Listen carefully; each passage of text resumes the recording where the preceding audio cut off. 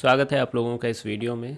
तो इस क्वेश्चन से basically combined translational and rotational motion का क्वेश्चन का सिलसिला शुरू होता है ना एससीबी में।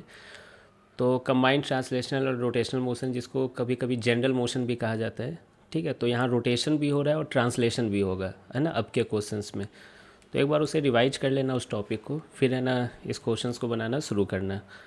खैर, हम लोग देखते हैं इस क्वेश्चन में क्या कह रहा है कि एक यूनिफॉर्म रॉड है जिसकी मास m है और लेंथ l है। तो यही रॉड है, मास m और लेंथ l की। C पॉइंट इसका सेंटर पॉइंट है, या सेंटर ऑफ मास भी बोल सकते हो। इसके कोने पर एक फोर्स लगा F perpendicular to the rod for a short interval time t।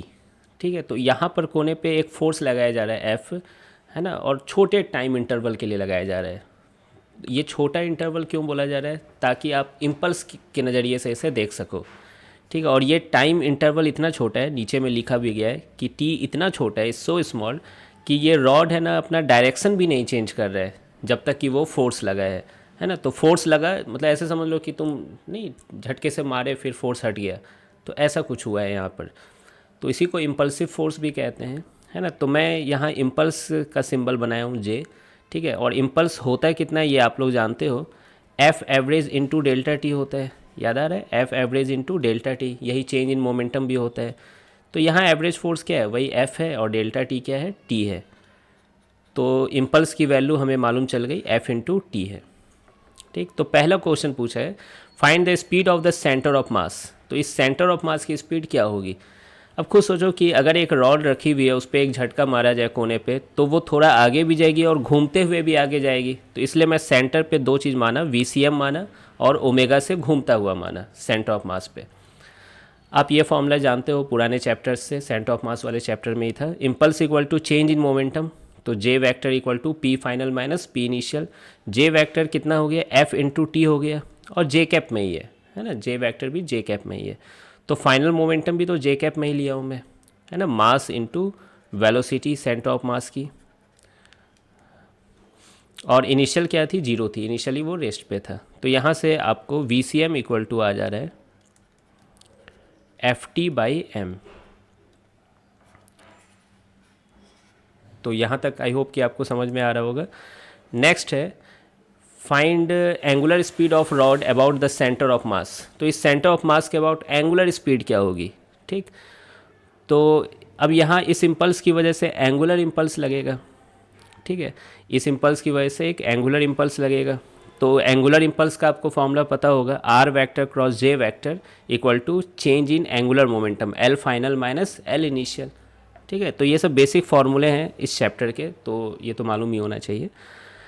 अब आर वेक्टर किसे कहते हैं, यही आर वेक्टर है ना, इस तरफ आर वेक्टर है, यहाँ से यहाँ, ठीक है। और जे वेक्टर ऐसे लग रहा है कि आप देख सकते हो कि ये आपस में क्या है, परपेंडिकुलर है। फिर उसके बाद आर क्रॉस जे करोगे तो है ना, ये बाहर के डायरेक्शन में ओमेगा जिस सेंस में है उसी सेंस में ऐसे करके अंगूठा प्रोड्यूस करोगे बाहर के डायरेक्शन में, इसकी वेक्टर की डायरेक्शन होगी, ठीक है।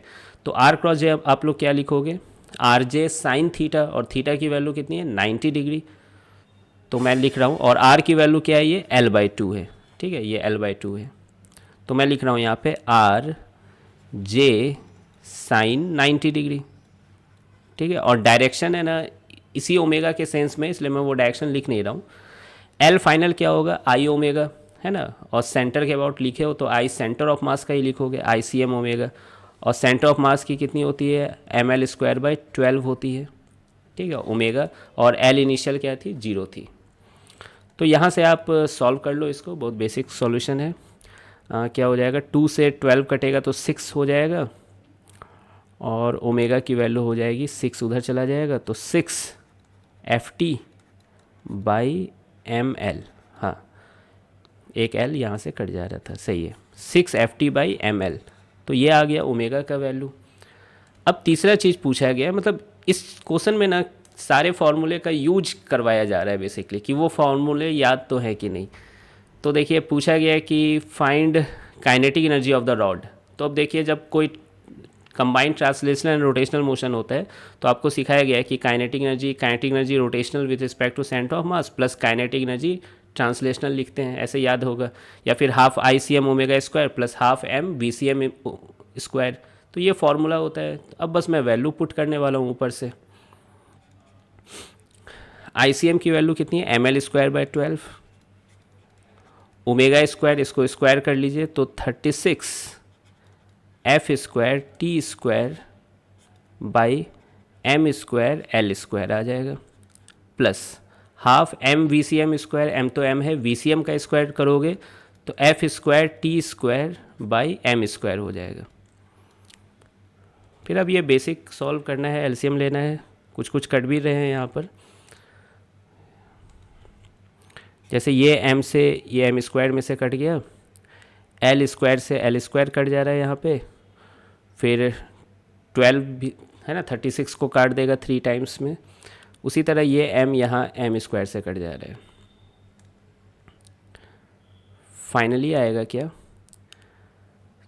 3/2 F²T²/m प्लस यहाँ पे आ रहा है F²T²/2m।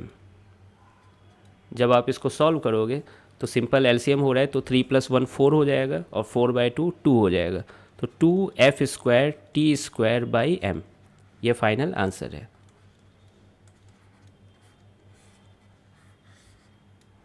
तो काइनेटिक एनर्जी भी मिल गया। अब लास्ट जो चौथा चीज़ पूछा गया है, डी नंबर, वो पूछा गया है, क्या पूछा गया है, the angular momentum of the rod about the centre of mass after the force has stopped to act. जब ये फोर्स लगना बंद हो गया तो एंगुलर मोमेंटम क्या होगा इस रॉड का सेंटर ऑफ मास पॉइंट के अबाउट। तो सेंटर ऑफ मास पॉइंट के अबाउट लिखा जा रहा है, तो ये वेलोसिटी ऑफ सेंटर ऑफ मास यहीं से पास कर रही है, ठीक है।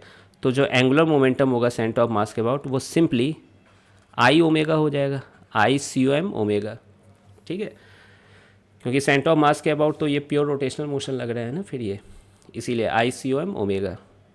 तो ICOM की वैल्यू कितनी है, ml²/12 इंटू ओमेगा, ओमेगा की वैल्यू है 6FT/ml। इसको सॉल्व कर लो तो ये आ रहा होगा FTL/2। अच्छा, यही आना चाहिए था, क्योंकि ये जो आप लिखो एल फाइनल यही तो था, ICM ओमेगा ही तो था, तो जो बगल में लेफ्ट हैंड साइड में वही आना चाहिए। देखिए FTL/2 आ रहा है, ठीक है। तो आई होप कि आपको ये सारे फॉर्मूले समझ में आ रहे होंगे। Kinetic energy, combined translation and rotational motion में क्या होगा, इम्पल्स कैसे लिखा जाता है, एंगुलर इम्पल्स कैसे लिखा जाता है, और इम्पल्स की बेसिक फार्मूला क्या होती है, ठीक है। तो मिलते हैं फिर नेक्स्ट वीडियो में।